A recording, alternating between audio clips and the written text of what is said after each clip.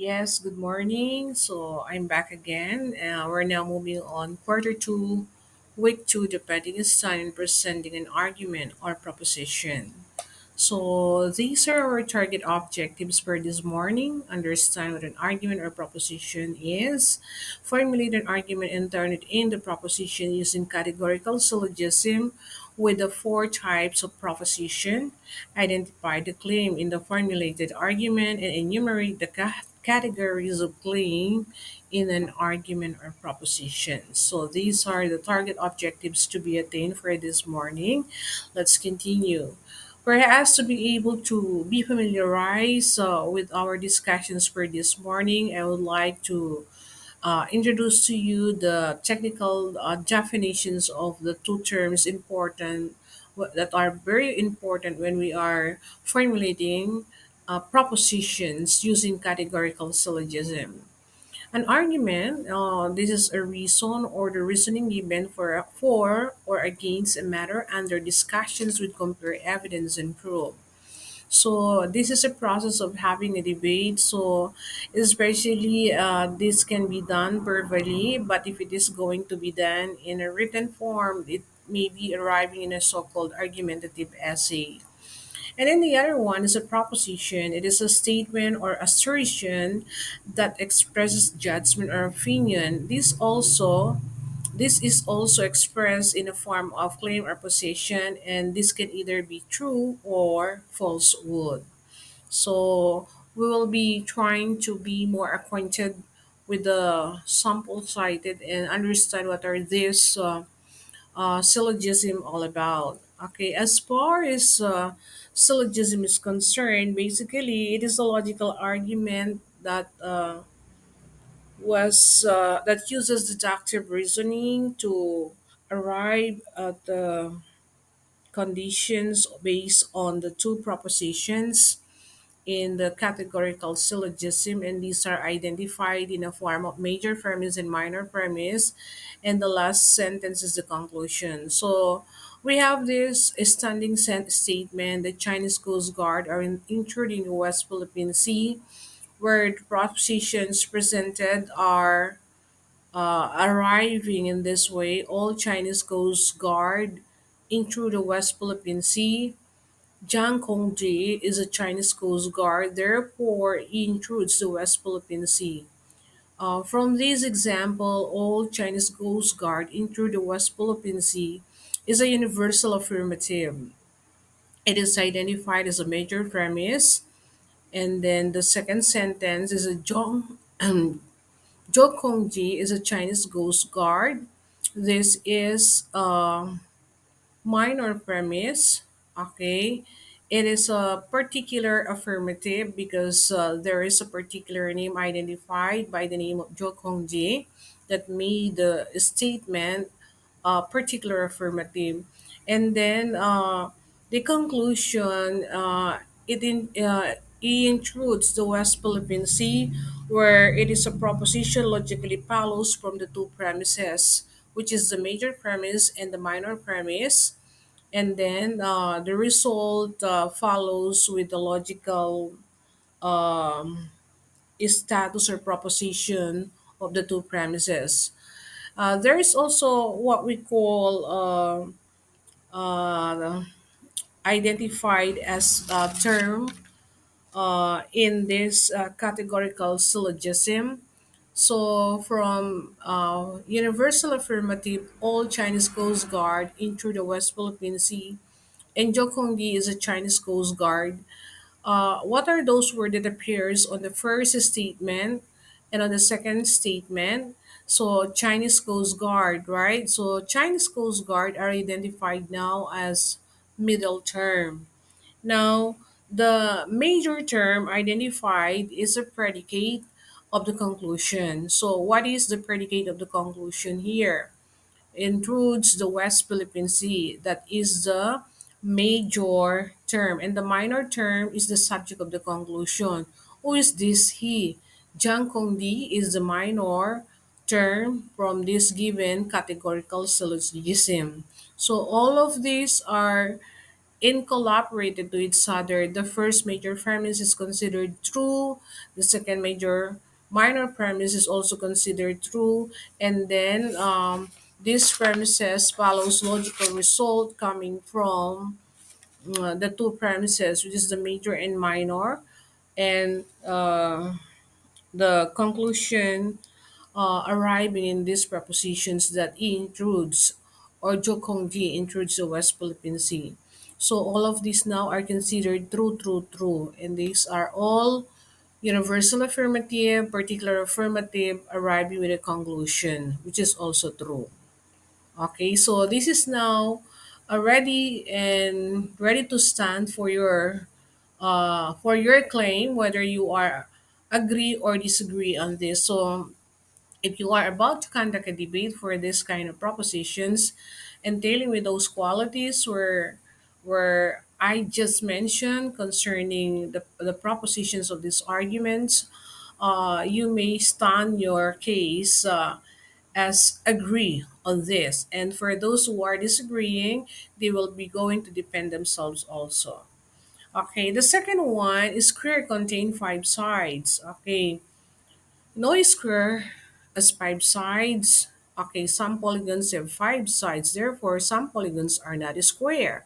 So this one is a universal negative and at the same time particular negative with possible conclusions identified where some polygons are not a square. So if a square has five sides, that's a universal negative or negation. And then some polygons have five sides, that's a particular negation, and then the result of these two premises follow with the logical proposition where some polygons are not square. So there are polygons having five sides, six sides, seven sides, or eight sides, four sides, and so on. So the example cited here, noise square as five side um, where the identified middle term here is actually five sides, where it appears on both premises, such as major premise and minor premise, that is considered the middle term. And the subject of this conclusion, some polygon is now your minor term, and the predicate are not a square is your major term. So if you're going to take a look at this stand, this is more on negation. So it's more on negative standing, where a square, no square has five sides. Some polygons have five sides. Therefore, some polygons are not square. So it is a universal negations, particular negations, and the conclusions. This is propositions that is logically followed from the premises identified from this categorical syllogism. Okay, I guess there could still be a lot of example to be identified for you to be able to expound your thinking concerning this particular standing on an argument in the propositions. But in here, you have to consider some kind of aspect when you are presenting a proposition entailing those qualities and characteristics as well as the types. Sometimes it is also identified in a form of simple way where all A is B and all C is A, therefore all C is B. Okay, it goes like that. And if you're going to go over with the logical fallacies where this kind of categorical syllogism is being used when you are standing for a proposition, this is quite more effective so that you may exactly know what would be your standing on your argument, especially in a debate. Okay, let's continue. Okay, for pointers to remember in an argument, make issue criteria. You have to bear in mind what kind of issue would you like to present to your prospect audience, and then keep in mind that you must persuade and make them believe in your thinking, in your claim. For example, if your claim it has something to do that making yourselves looks more beautiful, so what are those kind of support and proof evidence that will describe that you are a beautiful person? So it's not only a matter of hearing the descriptions from other people around, but there will also be a kind of backup somehow given by the experts for you to hold on your stand that you are really a beautiful person. Okay, in shaping your argument, consider and ask yourself the questions to ensure that you will present a strong argument on the issue. If you were to ask for this kind of issue in an argument, what kind of questions are you going to ask? Uh, Looking back to the idea that you are considering yourself a beautiful person. Okay, you may probably ask at the back of your mind, where did you perhaps acquire that kind of having beautiful genes? To whom you have inherited those genes of yours that make your appearance even more beautiful? Perhaps from their parents, genetically speaking. These are quite examples that can be probably be used as a backup in support to the arguments that recognizing oneself to be more beautiful. Okay, let's continue. Next, you have this collect evidence from cited sources. So it's not only a matter of looking for those people who can probably tell and prove that you are really beautiful, but also in based from the study conducted among the experts like psychologists, or even dermatologists, or even those people who are those experts who have the knowledge on how they would probably visualize the so-called an individual who is labeled as beautiful. How do they foresee a person whom they consider uh, beautiful? What is the essence of being a beautiful for them? So you are actually getting and soliciting an answer from those people whom you believe that they are really capable to give a background. They are really credible to give an answer and responses from that questions that you are actually uh, about to ask from that kind of arguments or proposition. Ensure that your claim is well supported, aside from having opinion and background of which sides you will take, agree or disagree. Okay, so it's just like a matter of saying all women are beautiful. Joanna is a woman, therefore she's beautiful. So you have to take your stand there. Uh, it's just like a matter of proving to your audience what made this person, Joanna, becoming beautiful. What are those bases? What are those evidence and support that you may probably offer and present to them to convince that this person is really beautiful. And you are using universal affirmations and particular affirmations arriving with the logical propositions from those two premises. Okay, I hope you're getting me here. Next, we're also having this make an appeal to your audience. Appealing to your audience is just like convincing your audience on your own views. Okay, appeal to your audience to strengthen your claim or position. Is it only after with the kind of beauty that you are seeing that's why you made and labeled this person beautiful? What are those other qualities and traits that you may address that you may consider more valuable that made this person's beautiful? Okay, for example, addressing Joanna beautiful because you are seeing it on her physical appearance. Are there any point of value that you can enumerate and identify for you to be able to share that she's a woman possessing a great beauty, not only on his physical appearance, but in addition to that, we also have this what you call inner beauty. Inner beauty is just like good qualities, good traits that a person has possessed. And those qualities are added factors that made the persons to become even more beautiful. Okay? So those are other things that you may consider for this aspect. And then we also have this what you call logical appeal. When we talk about logical appeal, These are actually appeals to the audience, or the category of things that appeals to the audience. The first one is a logical appeal.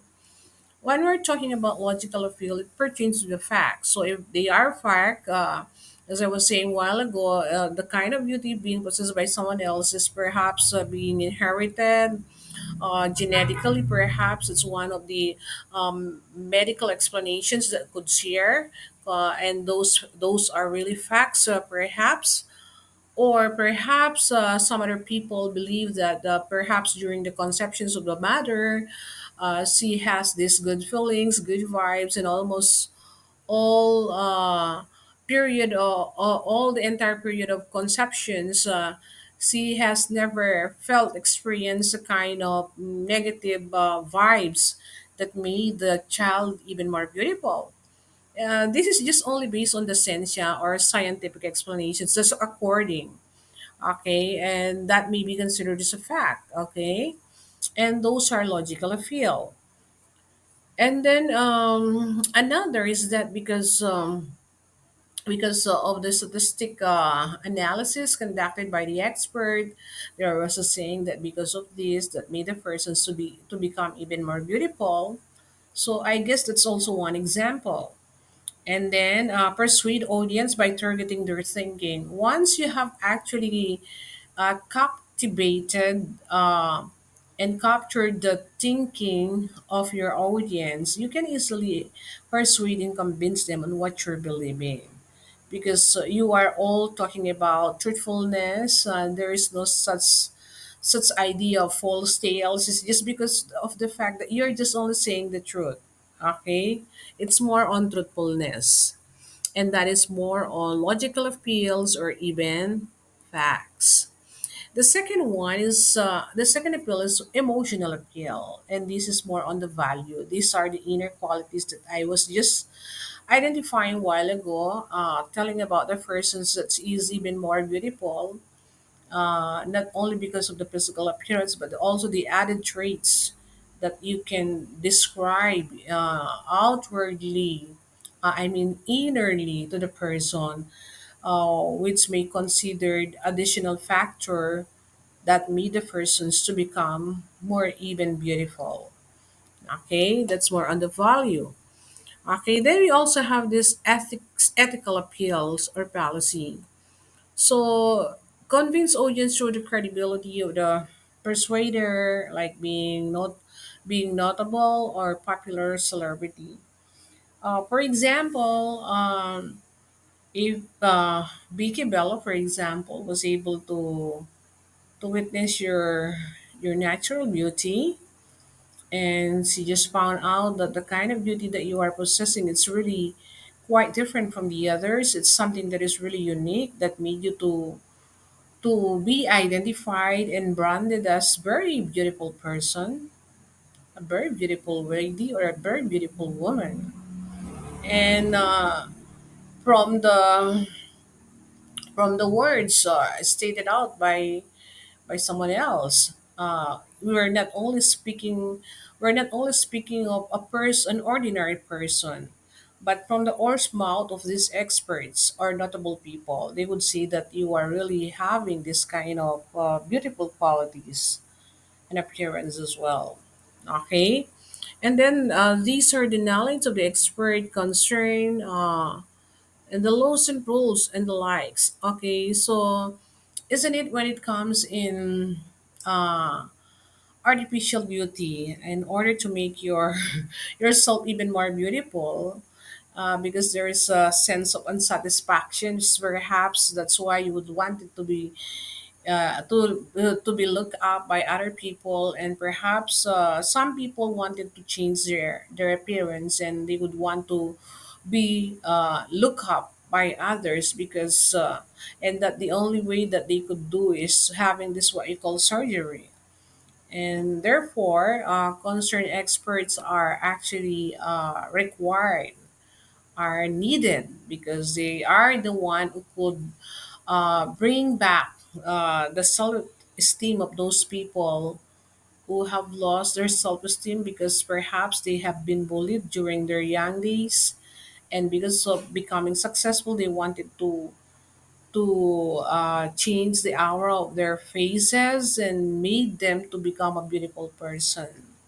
So in doing so, it's not only a matter of doing it immediately or soon as as they wish to. They need to go through with the process, just like having a waiver, which is one of the policy that most clientele would supposed to be filled up. Waiver is highly needed for that matter, and also. There are also a guiding rule to be followed as far as the policy is concerned. Okay, so it's not only a matter of what you want can you easily be acquired. Okay, let's continue. All right. So these are the references I've just gotten through from the internet, from the YouTube, and of course from the books I've read. It shows there that this is the way on how some kind of arguments and propositions are supposed to be presented. Okay, I would want you to be ready for the quiz that is really intended for for this presentation, and the total most coverage of the items dwelling with the three categories of claim. Okay, what kind of claim are you holding for your proposition? Is it claim of fact, claim of value, or even claim of policy? So the first claim of facts, this is more on logical appeal.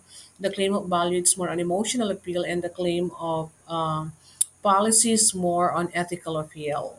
So I guess you have just learned something about this kind of presentation concerning um, depending a stand in an argument presenting a proposition. Actually, our discussion is really quite exciting if everyone will be much more aware on how to defend their stand, whether they will agree or not agree at all for the propositions presented by the teacher. Okay, I hope by during our online discussions I could expound much better concerning this kind of subject matter or topic that we have concerning quarter two, module two. Okay, I hope I have shared a lot of things concerning depending a stand in presenting our argument in presenting an argument or proposition. Thank you so much and have a nice day to all of you. Bye.